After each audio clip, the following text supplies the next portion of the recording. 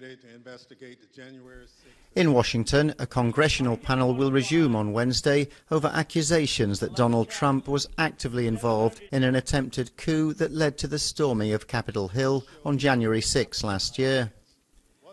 The former president is accused of false claims of voter fraud and of pressurizing local election officials in an attempt to overturn Joe Biden's election victory in order to stay in power for a second term. Well, let's talk a bit more now about the fourth and latest round of hearings into the January 6th attack on the U.S. Capitol and the House committee investigating how Donald Trump and his team tried to overturn the results of the 2020 presidential contest. Joining me now is Natasha Linstad. She's a professor from the Department of Government at the University of Essex in the UK. Well, thanks for taking time to speak to us here on the programme. We've heard more damning testimony, not only from Republican officials, but also from election officials. What stood out for you, and is it going to make any difference? Well, what stood out for me was the pressure campaign on state officials to violate the law. That it wasn't just that they were asked to do so, but they were threatened, they were harassed.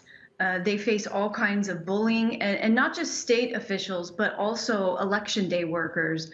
Notably, Shaye and her mother were accused of taking a suitcase full of ballots.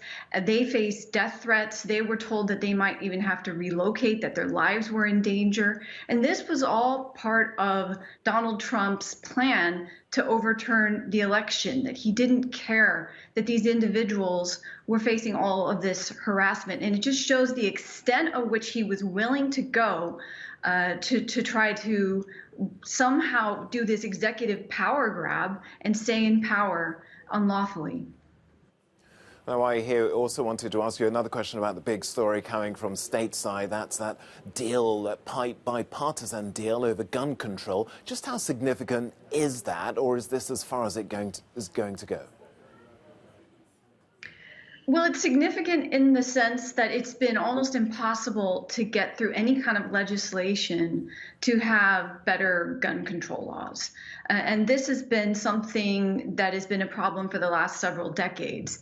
Now, actually, when Bill Clinton was in power, they were able to pass the Brady bill, which was a 5-day waiting period to get a handgun. And several states were able to pass bills banning assault weapons.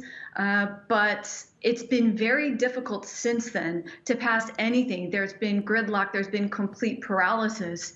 And this is in spite of the fact that a big majority of Americans want tougher gun laws, want there to be background checks, want there to be tougher time to get a gun, longer waiting periods. And in spite of that, there's been absolutely nothing. Even though we've had children being killed in schools, we've had all kinds of hate crimes, nothing seems to push Congress to do anything. So this is one small step in a positive direction.